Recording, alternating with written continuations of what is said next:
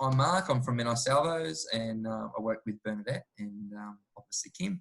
And Bernadette's a bit of introduction of Bernadette. Bernadette's been working in social services for over 20 years, and the last 12 years as a financial counsellor. She's got a bit of an expertise in that. Oh, we might just wait for one other person.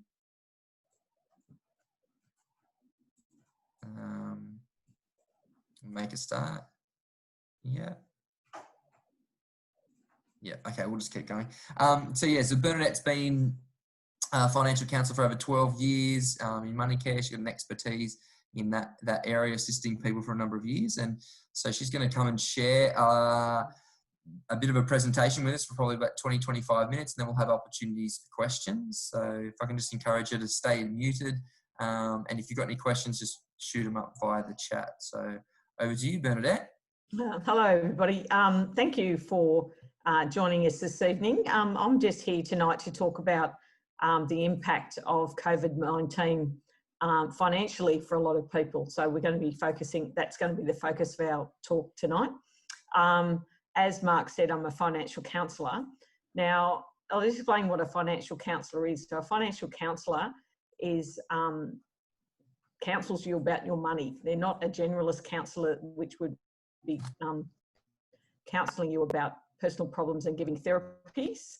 That we just talk to you about your money. So typically, we would normally work face to face, but because of COVID, we've actually had to work with people on the phone. So that means we're just trying to get people to do as much, and we always try to empower people to help themselves. So the best thing you can get out of a financial counsellor is a bit of life coaching, and then we will just talk you through situations. Depending on what it is, we give you some help on maybe how to talk to a bank or someone that you owe money to that you're having problems with. And that starts with a financial assessment. So we try and just establish where you're actually at financially, what you own, what you owe, and who you owe money to, and who's asking essentially for money. It might just be that you're not managing your bills, but you also could have maybe $130,000 worth of unsecured debt, or there's a whole range of things. So I say to people about money care is I'll talk to you about money, anything about money in the first instance. So if it's not for us, we'll do an assessment, and then we'll work out where you need to be. So that might be, you might need some legal advice or some other information, or just a bit of information to get by, and you're able to help yourself. The difference between financial counselling and emergency relief is if you've got an emergency in your situation, like something has happened and there's an emergency, so you might need some money, that's emergency relief. So that's a different area of the Salvation Army that provides that assistance. And that assistance is a separate kind of an assessment. So that's a 1300 number that you would call. And that would be, say, if you just rang and say, oh, I haven't got money for school shoes. So, you know, they also, out of our Miranda office, we do a lot of emergency relief in our Connect Centre, where we actually just distribute food and provide the people the vouchers that are actually assessed by that assessment centre. So, and then there's workers there to just talk to you about what's going on for you at the moment. So at the moment, there's a lot of food being distributed that's being donated, which we're very proud of, and a lot of partners in the Shire. So I'll start off with what we're seeing as part of problems in COVID-19. We've obviously seen people being impacted by whole industries have lost their jobs. Say, for example, even the talk of Qantas today, that was a big deal, and it looks like that a lot of those people are going to be stood down again. And so the first thing, if you're affected by COVID and you haven't got a job, is to seek assistance if you can get it from the government. So the government has their JobKeeper and job seeker payments. So JobKeeper is if your employer has kept you on, and job seeker is if you're not employed, you've lost your job, and rather than being stood down, and then that you can apply to the government for that payment. Now that payment is the old New Start allowance, and it's been increased quite dramatically during this time, and that's expected to run until, at this stage, until about September. So we don't know what's going to happen about that payment beyond September because nothing has been stated. Now, in those payments as well, there's apart from getting, a fortnightly payment of $1,500, there was 2 payments of $750 each to be given out twice during that period. So that's obviously a big help for people. Mm-hmm. And then the priority, I would suggest to anyone that you have when you're hit with any financial disaster, like COVID's nothing like we've seen before. It's unprecedented. We're in uncharted waters. But generally I would say to people is protect your roof. Always when you're in financial difficulty, your priority should be, if you can, these are all if you can, like this is in general terms, not everyone can do everything. So you'd be to try and protect where you live and your roof so you've got somewhere to live, and you ask for financial hardship on anything else. So in those instances, it would be protecting your roof would be, keeping up your mortgage repayments if you can. Like most of the banks, well, some of them just automatically just reduced your mortgage payment down to the bare minimum, and then you had to actually actively change it back to, if you could still pay it back to what your normal repayment would be. Now, I would always suggest that if you can pay the full amount of your mortgage, you would, because they're only going to extend your mortgage and you'll pay more interest and it'll take you longer to pay it off, because they're only helping you by deferring. It's not a grant. It's not a good deal. It's not anything. So if you're short of money, you would definitely do it, because that would help you in the interim. But in the long term, you're going to pay anyway. There's no free ride. Also with rent, so people are negotiating trying to negotiate with their landlords. So for a lower rent, say if you've lost your job, so that would be something that the government said that you try and do yourself, and do that with a real estate agent or whatever. So that's sort of a bit of a fend for yourself sort of situation.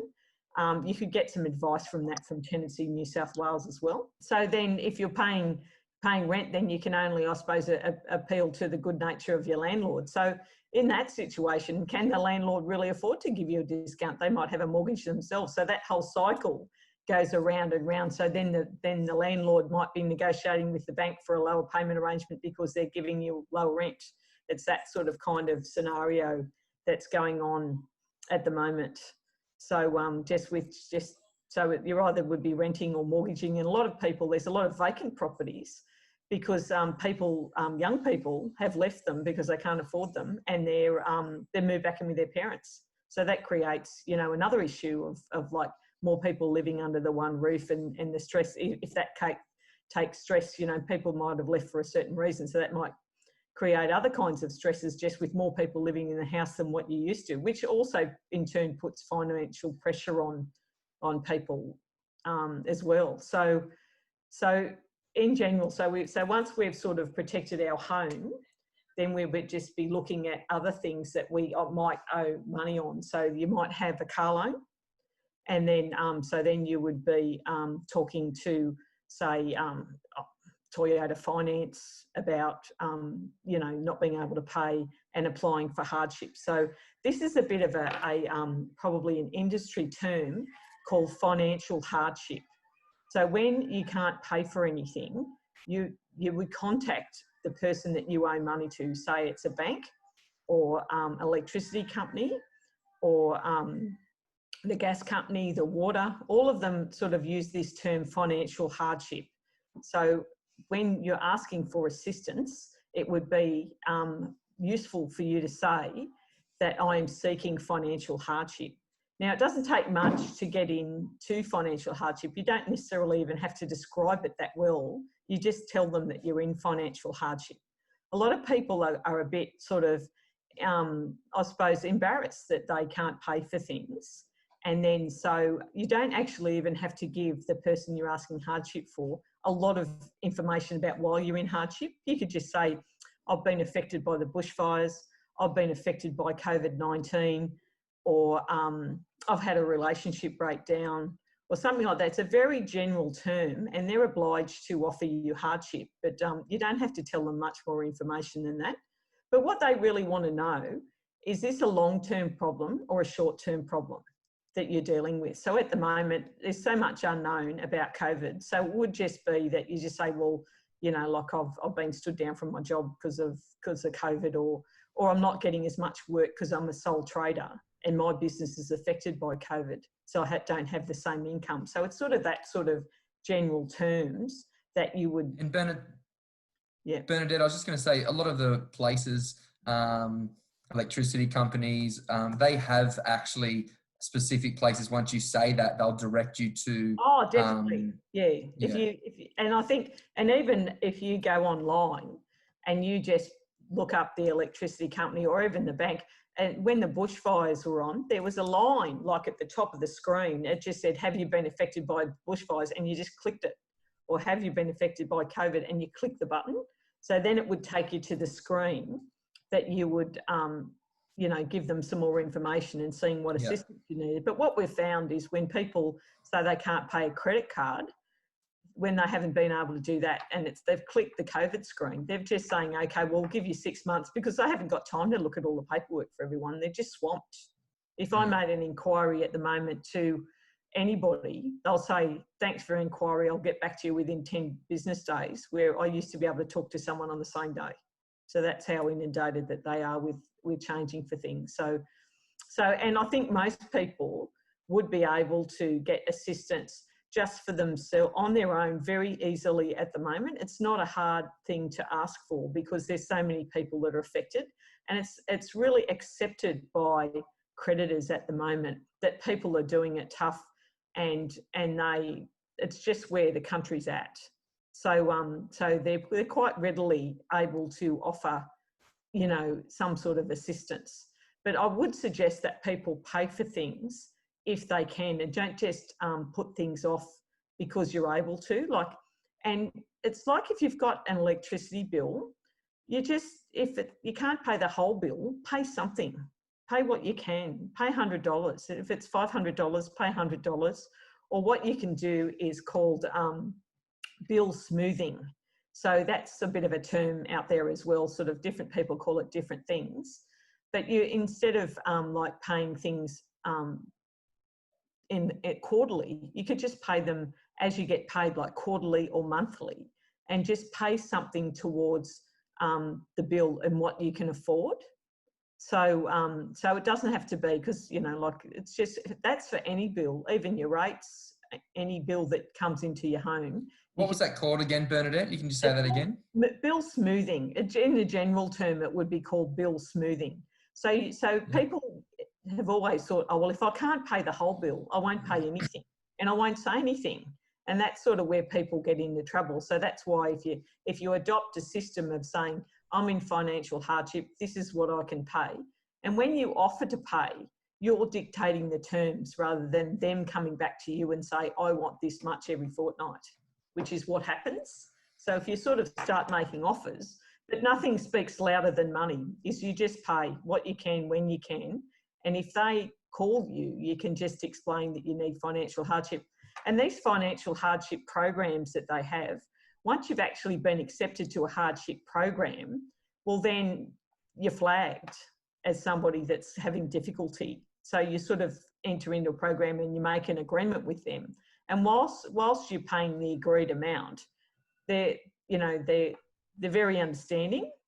So, you know, that just goes for general, even in COVID. So, you know, it's about communicating with your creditors, like not being scared to say something's wrong, especially at the moment, because, you know, 25% of the country is in the same boat. So yeah, and Bernadette, one of the things that you can also negotiate, for instance, if they send around, oh, you got to pay $100 a week and you can't afford that, for instance, it's not like a blanket. You can you just say what you can afford, and then what they'll typically expect, say a quarterly bill is $600.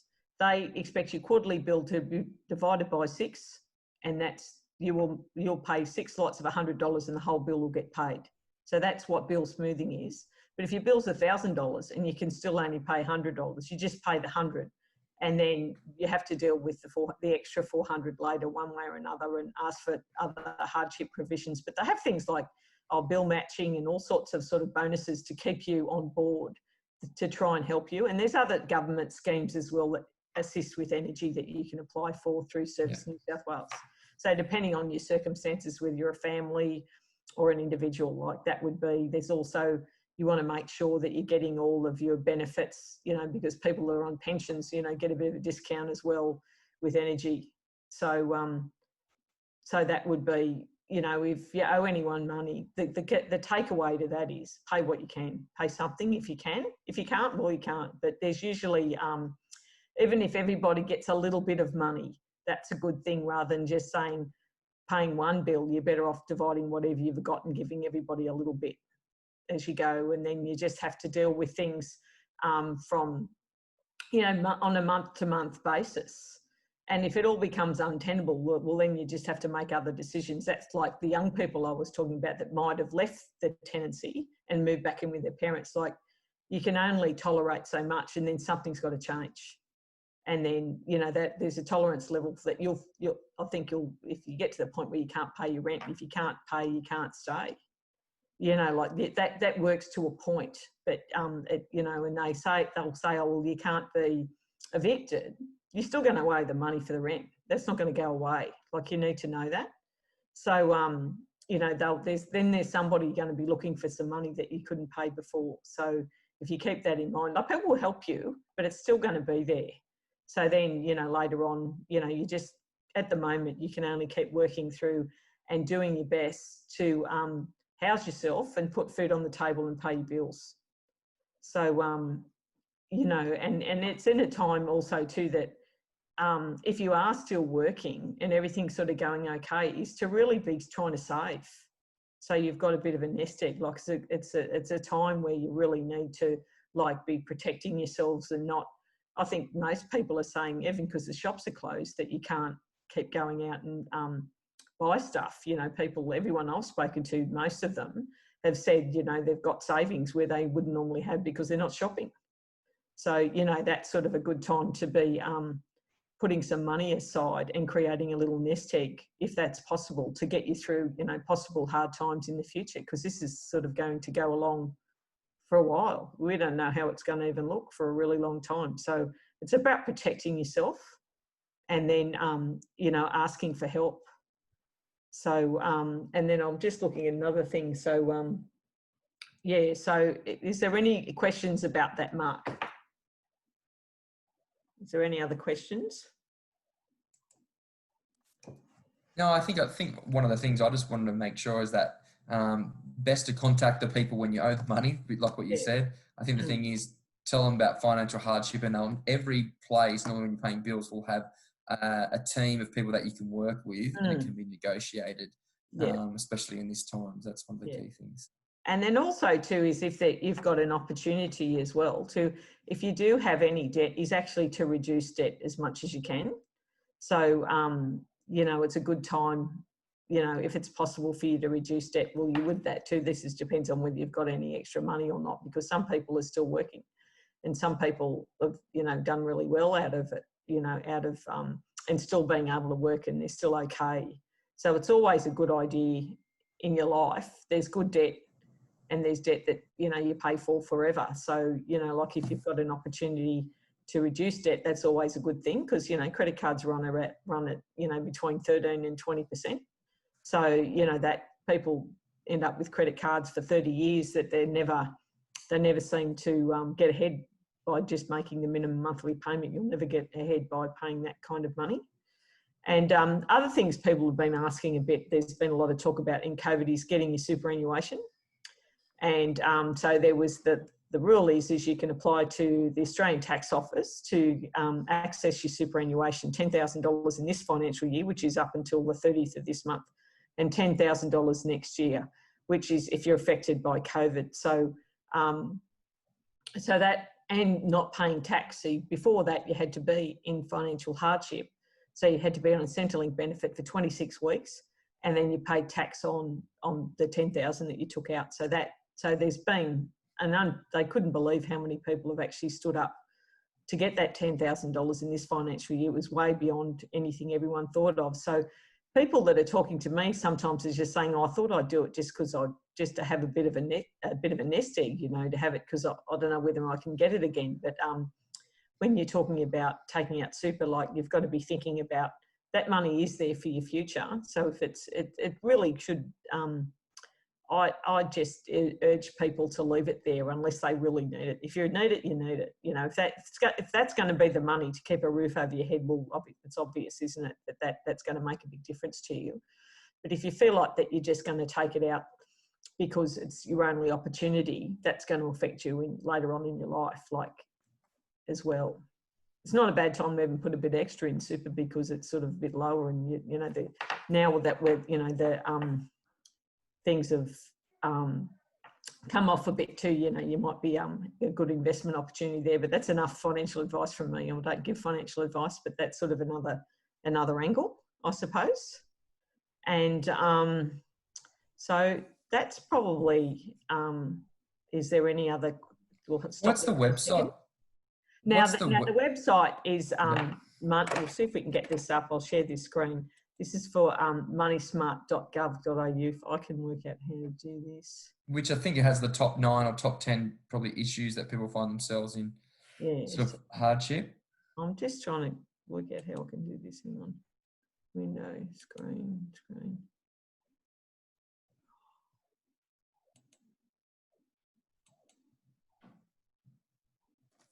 Drive. See if this works. We can probably put the link in the chat as well. That might even help. So in that, you get that. Can you see that screen? No. It's Just showing if you want, you can cut and paste the link and put it in the chat. Well, I'll put it in the chat. Yeah. Does anyone have any questions? I don't know. Carolyn, Joe, Joanne, and Zin, if you've got any questions that you would like to ask. No. One of the things I was just going to say, Bernadette, is that when you, one of the rents, I'm hearing a lot of people that can't afford their rents, they're ringing up the real estate agents and getting a reduced rent. Do you have to pay that back? As far as I know, yeah, as far as I know that you do, unless they're actually, it would be whatever the agreement is. So if they've just agreed to reduce your rent and that's the agreement, but that you want to know that, whether it's just a deferral or it's actually a reduction. So, you know, some people, I know somebody that was telling me about her parents owned a property and they were asked to reduce the rent for someone that couldn't afford it. And they did. And their accountant got a deduction for them, you know, because it was an investment property. So there's sort of other things like that sort of can happen. So, but they really need their rent reduced by the amount of their income being reduced, you know, like if they just can't do it, they can't do it. But at the moment, that top period of time is finished where you were protected in your property. That's ended now, that time. So now they can start evicting people if they're in arrears. Also, Bernadette, we were just talking before, what's probably the number one thing that sort of pushes people over the edge? I'm not just talking about the basic things like food, accommodation and things.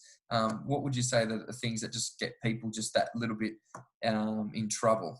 I think people that I've seen probably that presented very quickly were people that were in trouble anyway, like that people that were living week to week. Like I had a few people ring and say, I've lost my job at an airline. I've always lived week to week. So I've just scraped by from week to week. And now I really can't financial 6 months on their car loan because they know they've been stood down from their job, but they're going, well, at the end of that 6 months, I don't know what I'm going to do. You know, so because they always have had a few problems, and often that they haven't. It takes a couple of things, but normally it presents as a car loan that they haven't been able to pay in a credit card, and they haven't managed that since they were first got the loan and first got the credit card. And they've done a bit of refinancing and things like that too. So the debts have just gotten bigger, but they've never really lived within their means.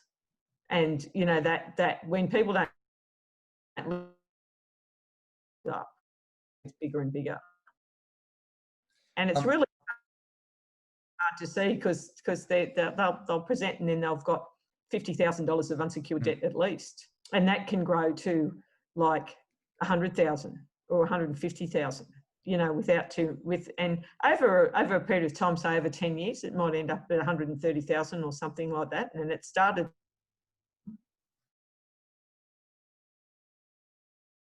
thing that's not unusual for a financial counsellor to see. So we just have to work through with them about how much money really is available for the creditors and work through a budget and, you know, see what's coming in and see what's going out and see what you can afford. You know, with some people, it's just, there's a lot of education has to take place and they really have to change what they're doing because it's not working.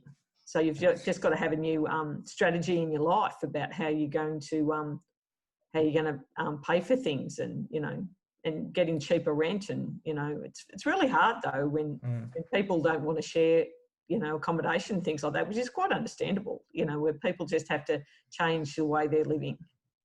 And that's a hard ask for a lot of people. Yeah. Bernadette, when should someone probably see a financial counsellor like yourself? I mean, obviously it's a free service. When should people see someone like yourself, and what sort of things would you do apart from what you've suggested? Like what is exactly that happens when someone would come and see you? Well, I think when you see a financial counsellor, just if you've got a couple of questions, you know, you can just go through. But what we want you to do is to actually see if you can create an awareness of how you're, and just what's your mindset with money and how you feel about money. And then just have a look at what's coming in and what's going out. But that's what would happen. And then you have strategies very similar to what I've just described. But it's sort of like you've got to think in like even in your own self and in your heart, is there really money for this? Am I that I anyway in the first place? You know, does it have to be sold, and do I have to just get something cheaper? And making a few hard decisions about things. So, and often something that we regularly in these for people. Bankruptcy will give people an opportunity to start again. It's not the end of the world. I've never had anyone regret it. It does affect some forms of employment, which is what holds people back more than anything. But, you know, there's, you know, that's something that we would go through with people, but we view it as an absolute last resort. And sometimes with those big credit cards, those payments are huge. But what we can negotiate with creditors is to negotiate within reason something to be paid off, you know, the interest to be stopped, and something to maybe be paid off over 5 years, and then it's dealt with. That's something that a financial counsellor would be able to do. Probably that people get to do things like that on their own, but sometimes people need a bit of guidance about how to go about that. You know, also too, people typically with the financial counselling and nothing to do with COVID is you've had an uninsured car accident and you've had things like that, you know, or you've got, you know, typically in financial counselling, something's happened. There's been an event, somebody's sick, somebody died, something, you know, in their family, or they're sick themselves, lost their job, someone in the family sick, they've had to become a carer. Like there's always a life event that's happened that's sort of where things have changed. So, you know, like financial counsellors are really good listeners. And when you come, you'd spend some time with them, like usually, you know, about an hour or so. You might be sitting there for a couple of hours just talking about what's happened and how you've become in that situation, how you've come to be in the office. So we talk about what's happened to you, and then also we give you referrals to a whole lot of other services as well. Like financial counsellors don't know all the answers, but they know who to ring. So they know where to get legal advice, who to talk to about anything, all the ombudsman services. We have special, particularly financial counselling designated contacts within virtually every financial organisations that we can call, even when you're at an appointment, and we can talk to them all together and get a resolution very quickly about some things. That's really something that's very effective that happens in financial counselling appointments. So, hey, Bernadette, someone just inboxed me. One of the things is when you have a lot of debt from a variety of different places, and I can probably answer a little bit of this. Obviously, you protect your home, you protect your house, you know what I mean, and you protect your employment. So, for instance, if you needed your car to get to and from wherever you're going, you keep that, or transport, whatever. But what's sort of the process when you have a lot of debt? How would you normally prioritise that, and how would you go about that? Well, you'd prioritise your mortgage and your rent before anything else, because you need to live somewhere, and then you just apply for hardship on everything else. That's generally what you would do. So then you'd be approaching the hardship departments after your mortgage, and you get hardship on your mortgage too, but definitely hardship on mortgage as well. So if you needed that as well too for a period of time, you know, they would help you. But you've got to remember that if something's secured, you know, like you can depends on whether they'll renegotiate your loan. That's where it comes to doing a financial assessment to work out how much you can really afford. So that's what it comes down to, because if you're hanging on to things that you can't afford, well, that's not going to work either. So then, but you can they're definitely open to making arrangements for, you know, if you've got nowhere to go, you know, the banks know when there's nowhere to go, and then they're to negotiating with you. But if you can pay, you know, and they've got you exactly where they want you. So if you can't pay, and depends on if you're doing things like what we call from borrowing from Peter to pay Paul. So if you're borrowing from one credit card to pay another credit card, and then you're barely making the minimum monthly payments, it won't be long before you can't make the minimum monthly payments on everything. And then that's when, you know, if you feel like it's all, you know, just the debts are getting bigger because you're getting behind, that's when you really need to see a financial counsellor, you know, and then we can just talk through what the options are. And it's all about options. And then, you know, there's always things to talk through that you can do. So it's about trying to give you end up with a bit of a bit of financial freedom and control in your life. And then you might be prepared to change you might have to be prepared to change a few things. Some people also borrow money for other people, and then they say they'll pay it back, and they don't, you know, and they need your credit file because theirs isn't valid anymore because they've got in the hot water, and then they've gone to go and help out other people. Now that's a very difficult situation. So we generally would say if someone's asking to borrow money from you, send them to a financial counsellor, and then we'll talk to them rather than, because they'll it's easier for you to say no up front than it is not to get the money later and everybody getting upset. Like it ends up, I've seen that end up in court with people. Bernadette, you were telling me the other week that you reckon cars and people that leasing cars and financing cars is probably one of the key ways people get themselves starting, behind that April. What pushes people over there? People that have, you know, finance on $100,000 car or a $50,000 car, you know, it's very expensive. That's often, it would tip people over it from just a mortgage and, you know, other life.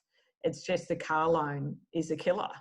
And people are sometimes encouraged to get large car loans because it's effective because they're a sole trader. But if you get sick, I had a sole trader come and see me once, and his accountant told him to go and get a more expensive car and he could write it off through his business. Well, he was injured and then he couldn't pay the car loan. So he was just running around in an old ute. He would have been better off just with his old ute, you know, and then it got him around and everything too. But then he ended up borrowing money for a really expensive luxury car. And then he was injured and he couldn't pay it, and the car was surrendered and sold, and he was just left with the residual debt to pay off a car that he probably really didn't need in the first place. So, you know, and then just people just wanting a beautiful vehicle, like people just want that. sometimes. So I'm a $2 car person. Don't talk to me about cars. No, that's right. I've seen your car. I'm around in my 2007 Yaris. So you know, when it's you know, that's got a bit of hail damage and things like that anyway. But if you can live with a cheaper car, if I put it to you that way, you should live with the cheapest car you can live with, because you'll have more money. Always. That's good advice. Now, does anyone else in the group have a couple of questions that they would like to ask before we or Bernadette might add some other things, or anyone in the chat? Let me have a look. Here we go.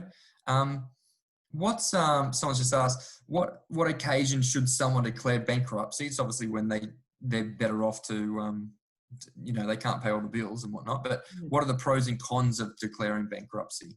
Oh, that would have to be based on an assessment, but bankruptcy would be viewed as an absolute last resort. I suppose if you declare bankruptcy, people do that if they've got nowhere to go. They can't pay for things.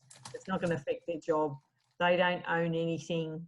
Like some you can't be employed in some industries and be bankrupt. Like you can't keep your job. Like you can't often keep a job that involves a license, because being bankrupt would affect that. You can't work in the bank. You can't be a politician. You can't be a lawyer. You can't work in the police force if you're bankrupt.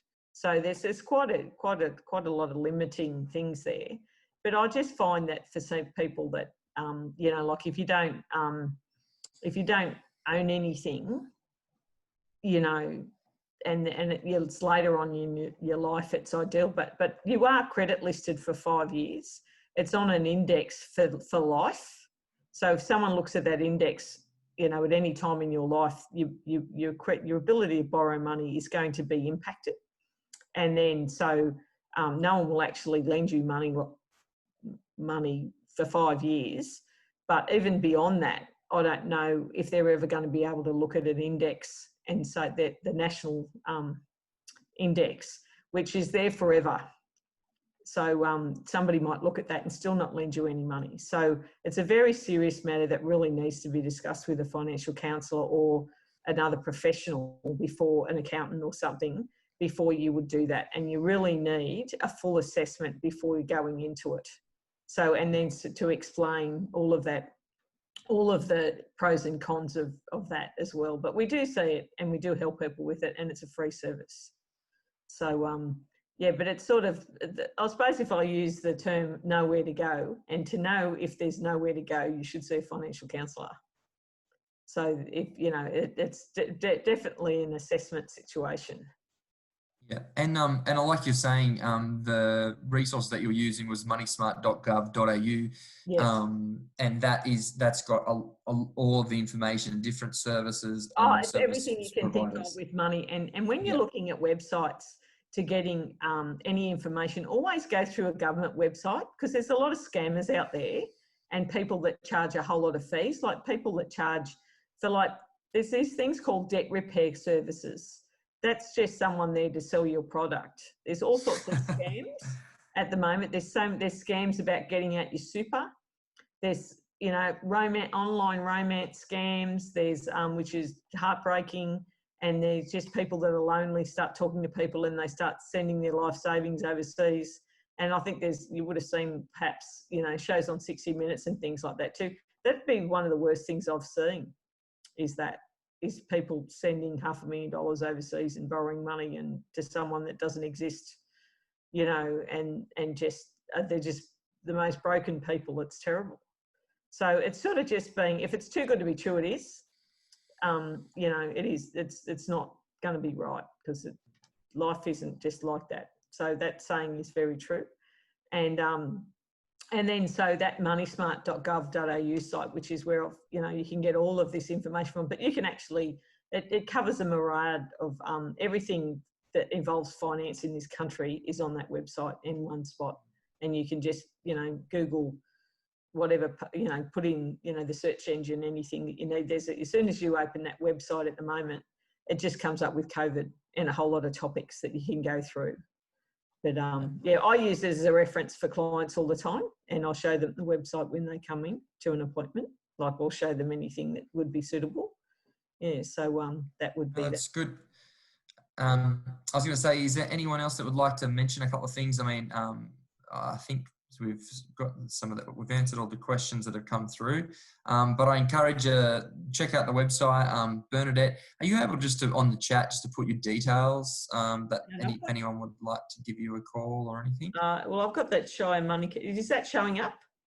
That Shire Money Care page? I don't know.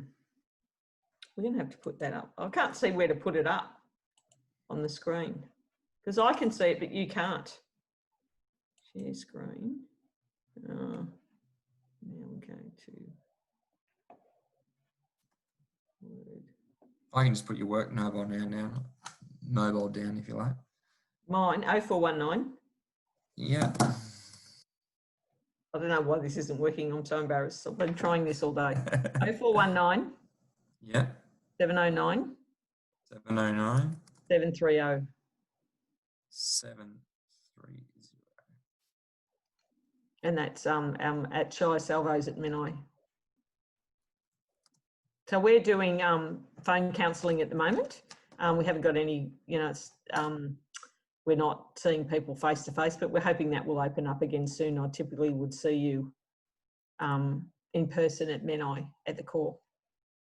Yeah, that's great. Well, thanks for your time, Bernadette. We really appreciate it. One of the things is to get on top of these things. If I could add advice, and I'm not a financial advisor or a money care counsellor, I would say put your hand up early. When we assist people who normally come to us, they've just put it off for a long period of time and therefore it can get worse. So it's better to be proactive about it. That was probably my advice, is to put your hand up early, talk to someone early about it.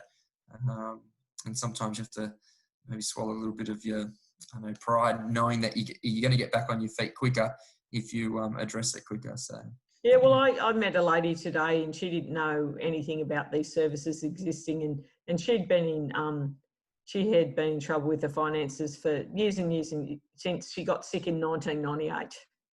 Yeah. And then, she was end up being somebody helped her from the hospital when she got sick later on, and then they put her in touch with a financial counsellor. So it was all that time she was struggling, for a whole life. For 20 years. And she said, I didn't ever know, she said to me today, I didn't ever know you existed. I was helping her and making really good progress with the creditors. And so it's about people knowing who we are and knowing it's free. Like people go, gee, I can't believe it's free. It's funded by the Office of Fair Trading and Department of Social Services, and subsidised by the Salvation Army as well. So, people can't believe they don't have to pay for it. It's a very professional service. Everyone has to have qualifications to be a financial counsellor, and you certainly aren't wasting your time. Yeah, oh, it's really good. Thanks, Bernadette. Okay, See you, Caroline. Bye. Bye, everyone. Bye. Bye.